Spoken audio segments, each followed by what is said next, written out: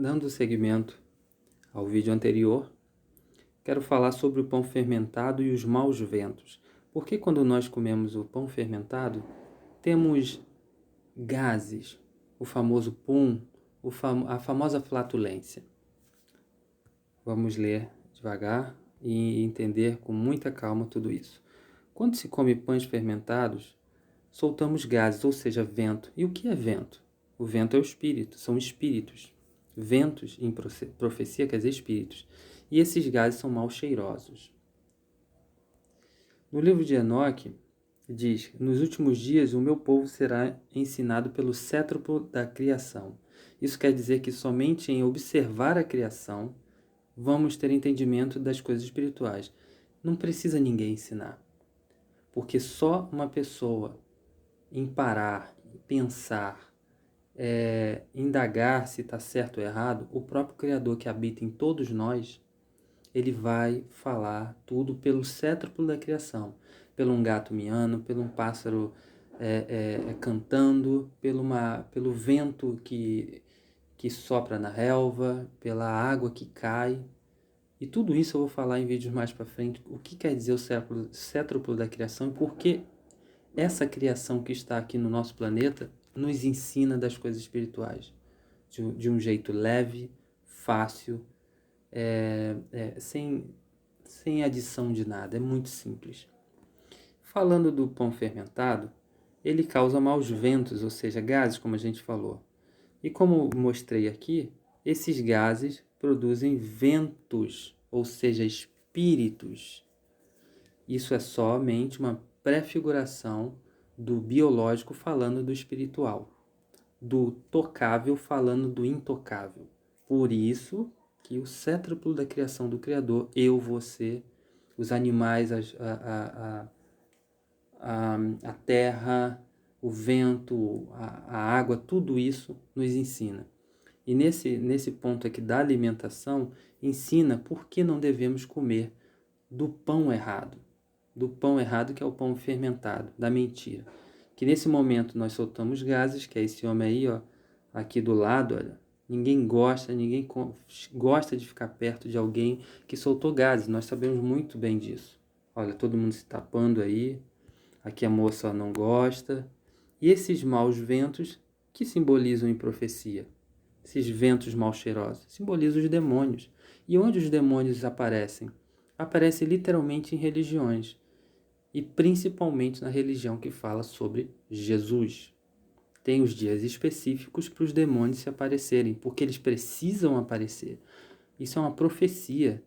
Os demônios não podem ficar aparecendo em outro lugar, principalmente. Eles aparecem em outro lugar? Sim.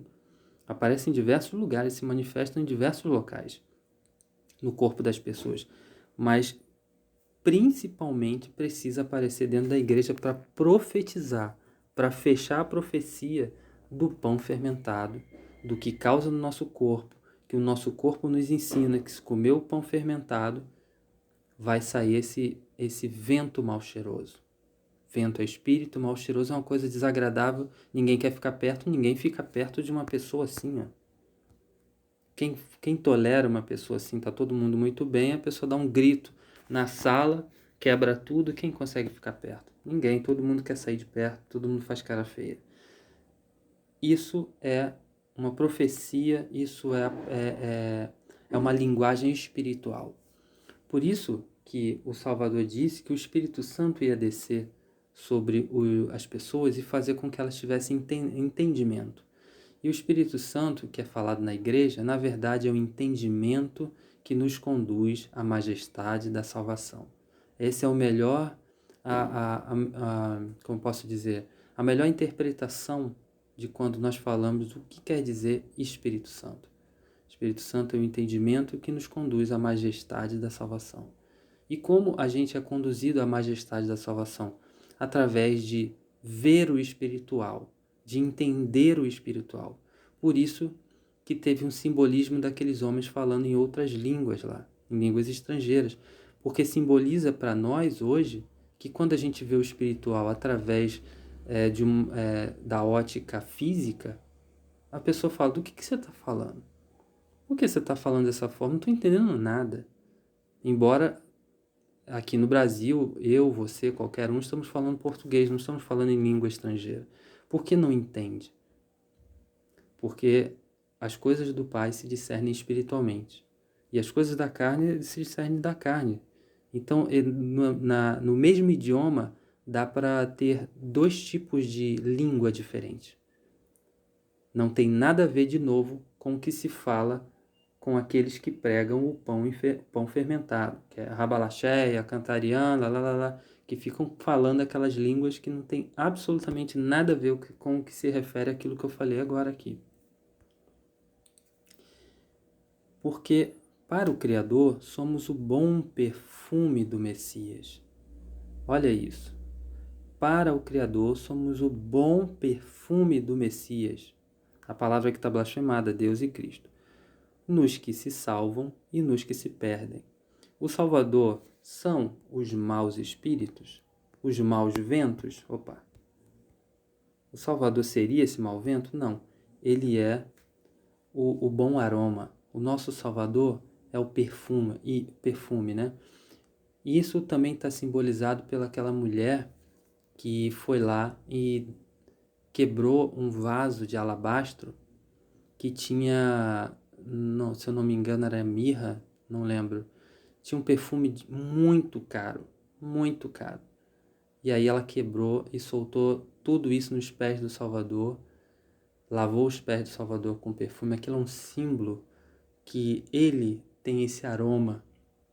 Isso é muito lindo, muito lindo. E já também prefigurando quem é que tem o verdadeiro aroma, se é Jesus ou se é Yahushua, aquele que nasceu com aquela língua, e aquela língua tinha os nomes ali, não era todos os nomes originais, para que nós possamos identificar a atitude verdadeira daquelas pessoas que estão por trás dos nomes.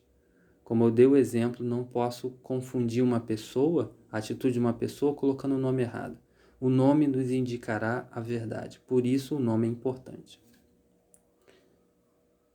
Bom, eu quero mostrar outros pontos, eu ainda tenho tempo, eu vou passar aqui.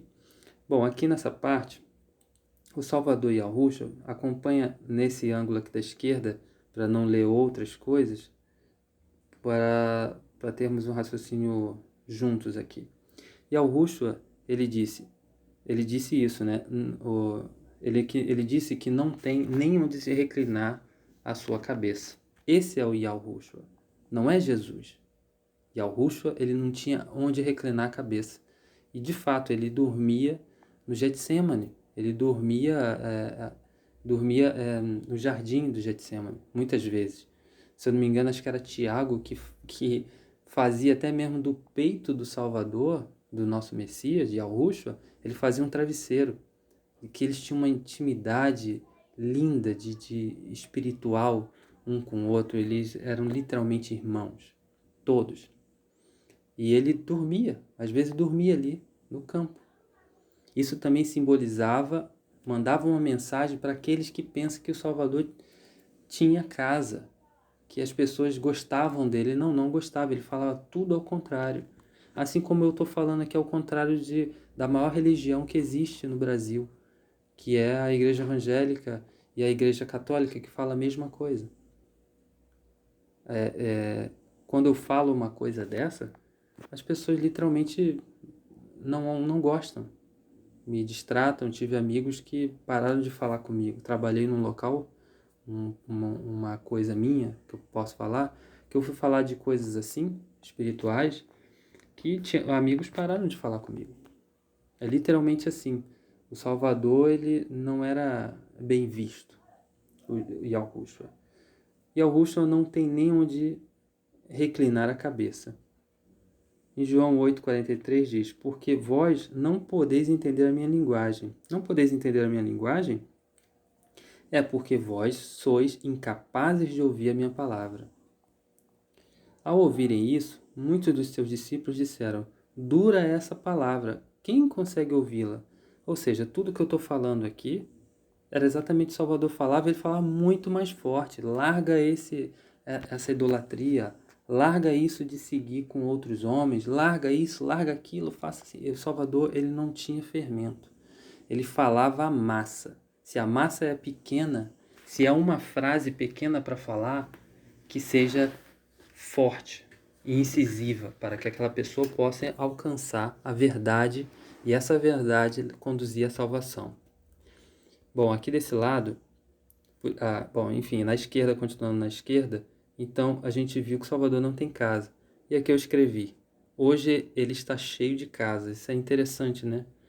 Em outras palavras, hoje tem uma palavra para você, né? Uma palavra boa, a pessoa vai. E lá o que a gente escuta? Você é ladrão, chama a gente de ladrão, está roubando a Deus, devolva o dízimo para mim. Se eu estou roubando a Deus, por que eu não devolvo a Deus? Tem que roubar na mão deles, que eles são representantes de Deus. Os que fermentam a massa. Eles pegam um pedacinho da massa e fazem uma fermentação toda grande. Olha as casas aí, ó. Templo de Salomão com quase 1 bilhão, parece que, se eu não me engano, chegou a 700 milhões de reais, ou 600 e poucos milhões de reais. Essa casa aí, ó, gigantesca, sendo que o Messias, o Salvador Yahushua é assim, ó. Ele não tinha onde reclinar a sua cabeça. Logo, essas coisas são completamente para outro Deus, para outro Messias. Assembleia de Deus tinha muitas fotos, eu botei duas aí. Aqui, ó, você deseja aceitar a Jesus, Jesus, não Yahushua, como seu Salvador? Quer ser batizado? Envie eu aceito para o WhatsApp. Até mesmo pelo WhatsApp eles querem que você aceite o Messias. E eu vou falar um pouco também sobre batismo mais para frente. Aí estão os mercadores da fé, que vão perder toda essa, aqui na direita, toda essa fama deles aí. Aqui eu vou falar um pouquinho sobre o nome, porque é importante. Vamos lá. O nosso socorro está no nome do Senhor, no nome do nosso Criador, que fez o céu e a terra. O socorro está onde? No nome, a importância do nome. Assim porão o nome sobre os filhos de Israel, e eu os abençoarei. Todos os filhos de Israel, todos os profetas antigos tinham o nome do Criador. Eu vou chegar ao ponto de falar dos nomes e a gente vai ver o nome do Pai no nome dos filhos todinho. A importância do nome novamente. Tomarei o cálice da salvação e invocarei o nome do Criador. Olha a importância do nome. E de todos sereis odiados por causa do meu nome. Alguém é odiado por causa quando fala que ama Jesus? Não, todo mundo é até abraçado. Mas se falar de Yahushua e o que Yahushua pede para que nós possamos fazer, sai daí, larga isso, larga carnaval, larga de cantoria, tem que parar de comemorar a Páscoa, tem que parar de comemorar Natal. Ah, não tira meu peru de Natal, não tira a rabanada, não tira a minha ceia. Não, ninguém quer. Então todo mundo é odiado. Se representar, a pessoa quer representar o nome de Yahushua, ela vai ser odiada. Por isso também Deus, ou seja, o Criador, exaltou soberanamente e lhe deu um nome, que é sobre todo nome. A importância do nome. O Criador deu um nome que é sobre todo nome. Yahushua, olha, o nome sobre todo nome. Eu vou decodificar o nome do Salvador com muita calma, que é Yahushua. Por que esse nome é o nome original? E eu vou dar provas disso nos vídeos mais para frente. Para anunciarem o nome do Criador em Sião, o nome isso aí, e o seu louvor em Jerusalém. O nome, para anunciar quem? O nome do nosso Criador. Porque todo aquele que invocar o nome será salvo. A importância do nome novamente. Se pedir alguma coisa em meu nome, eu farei. Não é Jesus, tem um nome. E verão o seu rosto nas suas testas, e nas suas testas estará o seu nome. Isso aqui já é Apocalipse. É já com os salvos 144 mil que vai ter o nome do Criador nas testas de cada um. 144 mil. 12 mil de cada tribo. Louvem o teu nome grande e tremendo, pois é santo. Eu vou fazer o próximo vídeo pegando desse ponto para lá.